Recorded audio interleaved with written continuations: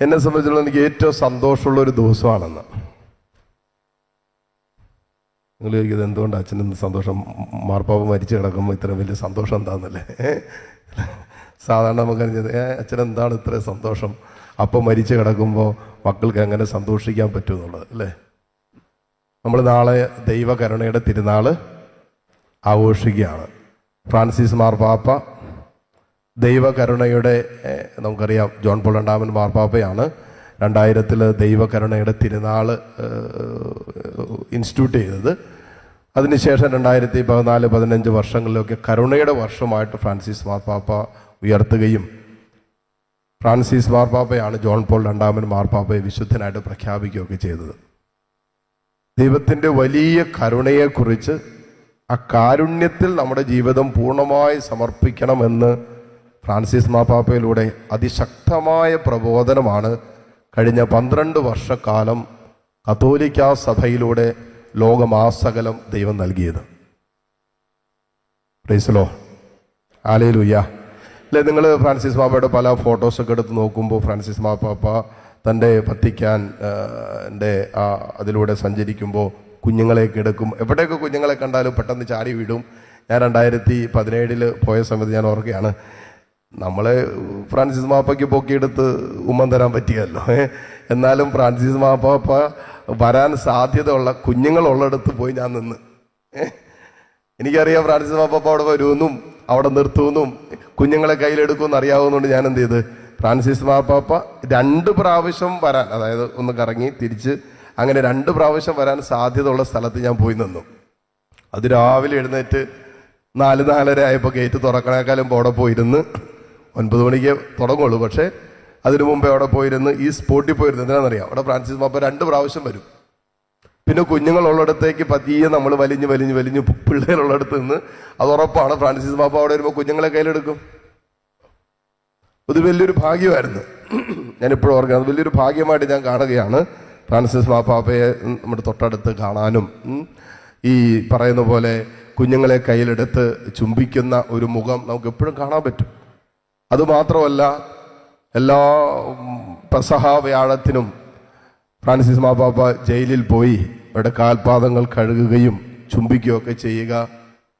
സമൂഹത്തിൽ അവഗണിക്കപ്പെട്ടിരിക്കുന്നവരെ, ഉപേക്ഷിക്കപ്പെട്ടിരിക്കുന്നവരെ, കുറവുകളുള്ളവരെ, ബലഹീനതകളുള്ളവരെ ചേർത്ത് പിടിക്കുക.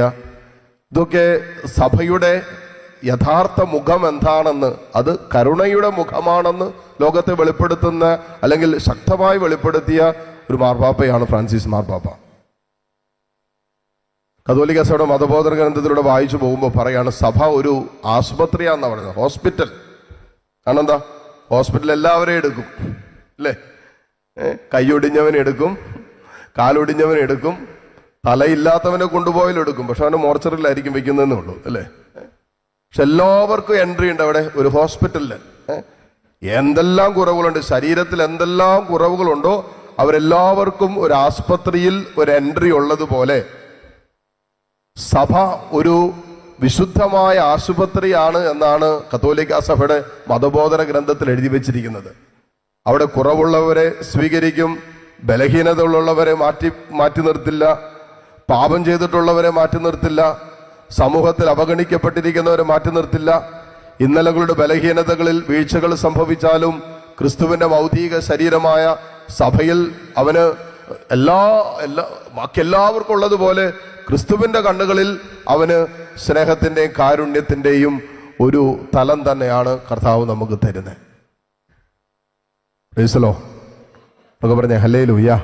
ഫ്രാൻസിസ് മാർപ്പാപ്പ മരിച്ചത് ഉത്ഥാനത്തിൻ്റെ പിറ്റേ ദിവസം, നൊവേനയുടെ ദിവസം.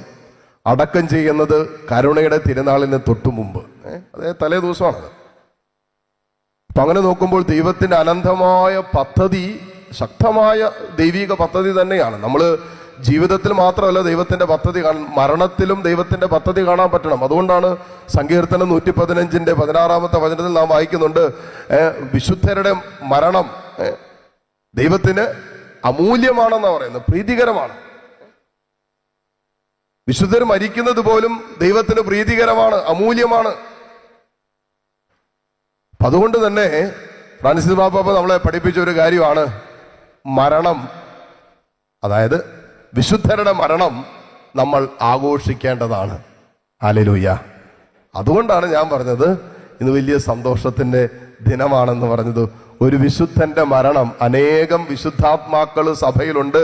വിശുദ്ധരുടെ ജന്മദിനമല്ല നമ്മൾ ആഘോഷിക്കുന്നത്, വിശുദ്ധരുടെ മരണദിനമാണ് നാം ആഘോഷിക്കുന്നത്. അല്ലേ? നിങ്ങൾ നോക്കിയോ, എല്ലാ വിശുദ്ധരുടെ മരിച്ച ദിവസം നമ്മൾ ആഘോഷിക്കുന്നത്. ഇന്നത്തെ ദിവസം ആഘോഷത്തിന്റെ ദിവസമാണ്.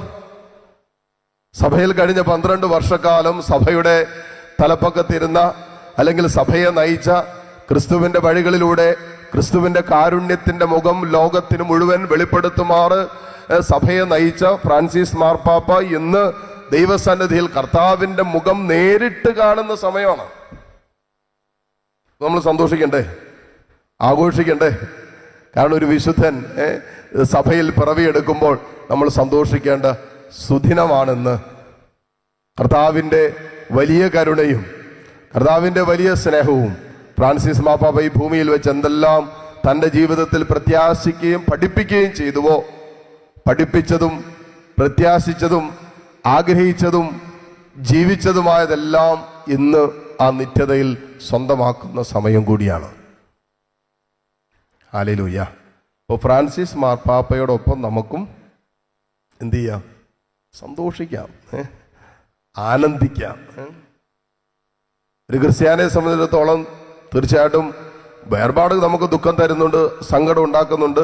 എന്നിരുന്നാലും ദൈവത്തിൻ്റെ കൃത്യമായ ഒരു ജ്ഞാനം, ഒരു പദ്ധതി വിശുദ്ധരുടെ മരണത്തിൻ്റെ മീതെയുണ്ട്. ഞാൻ അനീഷച്ചൻ്റെ മരണവുമായി ബന്ധപ്പെട്ടൊക്കെ ഞാൻ മനസ്സിലാക്കിയൊരു കാര്യമാണ്. ദൈവത്തിന് കൃത്യമായ ആലോചനയുണ്ട്, കൃത്യമായ തീരുമാനമുണ്ട്. ഓരോ വിശുദ്ധനും ദൈവത്തിൻ്റെ സ്നേഹത്തിൽ അധിഷ്ഠിതമായ ഒരു ജീവിതം നയിക്കുന്ന ഓരോ വിശുദ്ധൻ്റെയും മരണത്തിൻ്റെ പിന്നിലും കൃത്യമായ ആലോചന, ദൈവിക ജ്ഞാനം അതിൻ്റെ പിന്നിലുണ്ട്. ഹല്ലേലൂയ. സന്തോഷത്തോടെ പറഞ്ഞേ ഹല്ലേലൂയ.